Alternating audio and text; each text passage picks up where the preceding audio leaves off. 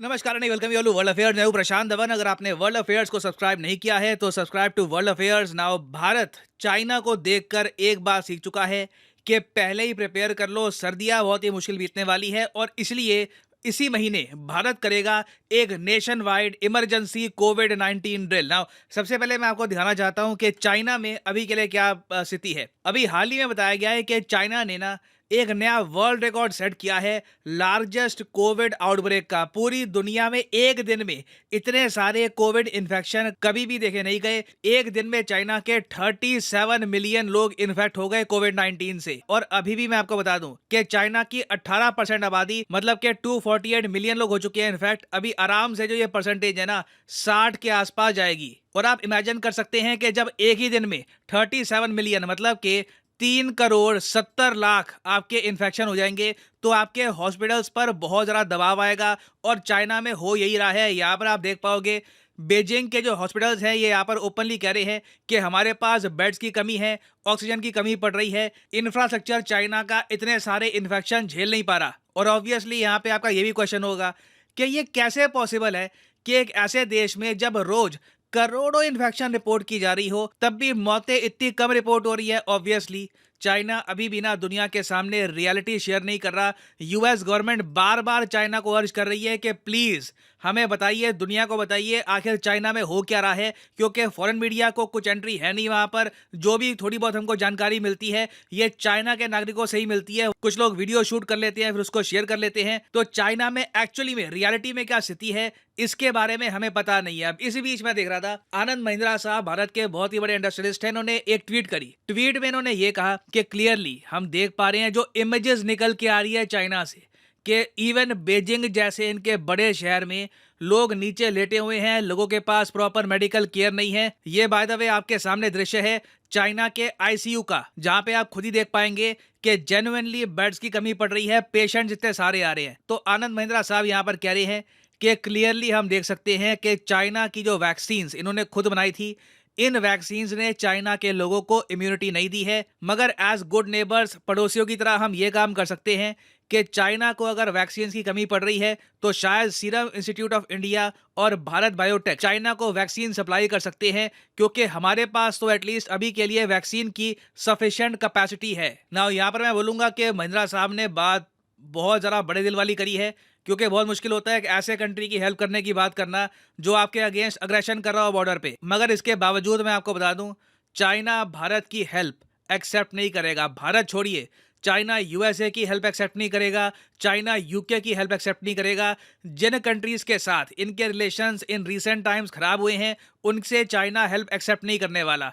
China ने मगर अपनी जो अकड़ है ना आप कह लीजिए, क्योंकि देखो इनका वैक्सीनेशन प्रोग्राम ये असफल रहा है, नो डाउट अबाउट दैट। तो चाइना ने अब फाइनली क्या डिसाइड किया है कि विदेशी वैक्सीन ये मंगवाएंगे, मगर किससे मंगवाएंगे? जर्मनी से। इन्होंने पहली बार फॉरेन वैक्सीन बड़े स्केल पर परचेज करनी स्टार्ट कर दी है जर्मनी से।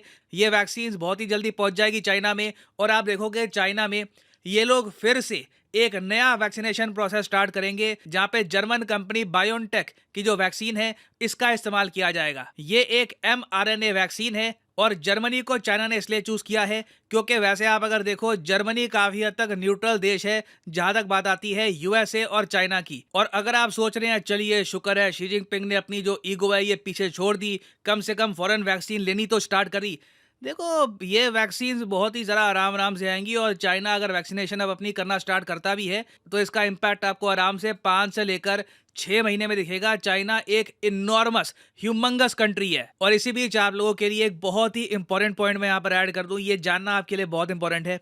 जब भारत में कोविड पीक पे था ना तब क्या हुआ कि वेस्टर्न मीडिया प्राइमरली ब्लूमबर्ग ने भारतीयों के बहुत सारे आर्टिकल छापे, जहाँ पे कई भारतीय ही ये कह रहे थे कि क्यों ना इंडिया चाइना से वैक्सीन बाय कर ले, क्योंकि हम खुद अपने लोगों को वैक्सीनेट नहीं करवा पाएंगे, चाइना से हम वैक्सीन परचेज करके ही ना खुद को बचा सकते हैं। एक इंडियन का ही ये आर्टिकल है, पब्लिश किया इसको ब्लूमबर्ग ने, और यहाँ पर लिखा है saving lives means making an approach to Beijing. अब आप खुद सोच कर देखिए, शुक्र है कि हमने अपनी जो वैक्सीन है खुद करी मैन्युफैक्चर, नहीं तो चाइना जैसा हाल हमारा होता।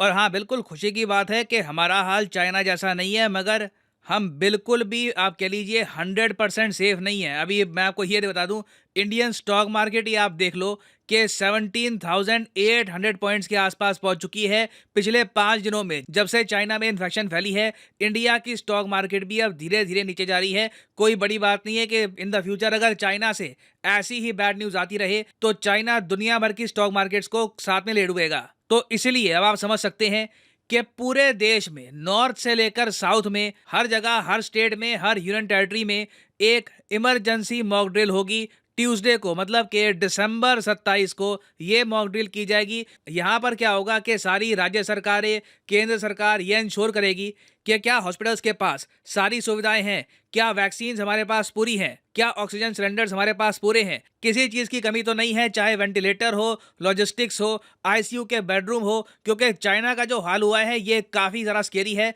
चाइना अपने आप में वेल प्रिपेयर्ड कंट्री था, तब भी कोविड ने इनकी सारी प्रिपरेशन को बिल्कुल आप कह लीजिए शॉक मोड में डाल दिया है। तो इसलिए एक मॉक ड्रिल करना हमारे लिए काफ़ी इंपॉर्टेंट है, क्योंकि सर्दियाँ बहुत ही डिफिकल्ट होगी। और WHO ने बाय द वे खुद कहा है काफ़ी बार कि कंट्रीज को मॉक ड्रिल ऐसी करनी चाहिए अपनी प्रिपेयर्डनेस चेक करने के लिए कोविड जैसी बीमारी को लेकर। ये जो मॉक ड्रिल ऐसा नहीं है कि सिर्फ भारत करता है, अफ्रीका में कई देश है, यूएस में भी ये लोग स्टेट वाइज बहुत सारी मॉक ड्रिल करते हैं। तो मॉक ड्रिल करना अपने आप में बहुत अच्छा स्टेप है। उसके अलावा IMA, इंडियन मेडिकल एसोसिएशन ने लोगों को ये भी कहा है कि अगर बहुत ही ज़्यादा ज़रूरी होना, बहुत इंपॉर्टेंट हो, तभी इंटरनेशनल ट्रैवल करना। बिना वजह इंटरनेशनल ट्रैवल थोड़ा सा आप अवॉइड कर सकते हैं। उसके अलावा देखो, पब्लिक गैदरिंग मत करिए, मतलब कि शादियों की सेरेमनी हो गई, कोई पॉलिटिकल रैली हो गई, ये भी अभी के लिए आप अवॉइड कर सकते हैं। अब देखो यहाँ पे ना थोड़ा एक इशू आ गया है पॉलिटिक्स का। राहुल गांधी आपको बताओगा आज के समय एक यात्रा कर रहे हैं साउथ से लेकर नॉर्थ इंडिया में। इन्होंने शुरुआत करी थी कन्याकुमारी में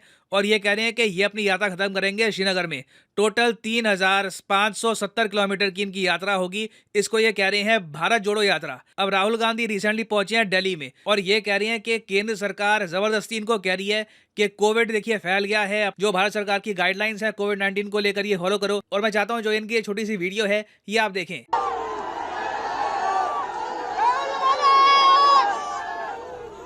तो ये जो यात्रा है कश्मीर तक जाएगी।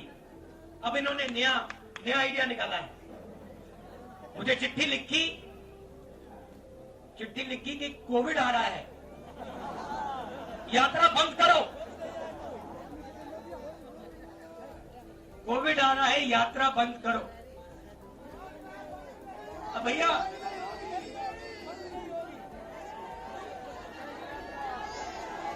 मतलब अब देखिए, अब यात्रा को रोकने के लिए बहाने बन रहे हैं। मास्क पहनो, यात्रा बंद करो, कोविड फैल रहा है, सब बहाने हैं। हिंदुस्तान की शक्ति से, हिंदुस्तान की सच्चाई से ये लोग डर गए हैं। तो देखिए, इमरजेंसी ड्रिल वगैरह अपनी जगह है, मगर कोविड की गाइडलाइंस इंप्लीमेंट करना आसान होगा नहीं।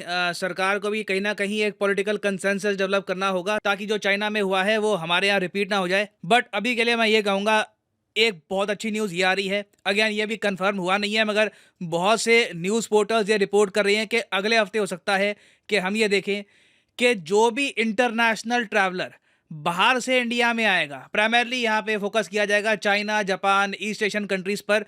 जो बाहर से इंडिया में आएगा उसको एक कोविड नेगेटिव रिपोर्ट दिखानी होगी, ये मैंडेटरी होगी। तो डेफिनेटली इन द फ्यूचर मेरे ख्याल से इंटरनेशनल ट्रैवलर्स के लिए क्वारंटीन वगैरह ये सब रूल्स भी वापस आ जाएंगे और ये सबसे बढ़िया डिसीजन होगा। This is badly needed. तो अभी ऑब्वियसली ये एक न्यूज़ एंड डेवलपमेंट है, इस पर बहुत सी और अपडेट्स आती रहेंगी। मैं उस पर अपडेटेड वीडियो लाता रहूँगा। फाइनली यहाँ पे मैं आपसे एक सवाल ही पूछूंगा, बहुत ही बेसिक क्वेश्चन है, इसके बारे में आपको पता होना चाहिए। फीफा वर्ल्ड कप 2022 कतर में हो गया, अर्जेंटीना जीत गया। इस फीफा वर्ल्ड कप में गोल्डन बॉल किसको मिली थी? गोल्डन बॉल होती है बेस्ट प्लेयर की। एक तो होता है जी गोल्डन बूट, ये बेस्ट स्ट्राइकर को दिया जाता है। फिर गोल्डन ग्लव होता है बेस्ट गोलकीपर को। गोल्डन बूट मिला है किलियन एम्बापे को, फ्रांस के एम्बापे। गोल्डन जो ग्लव है ये मिला है मार्टिनेज को, जो अर्जेंटीना को बिलोंग करते हैं।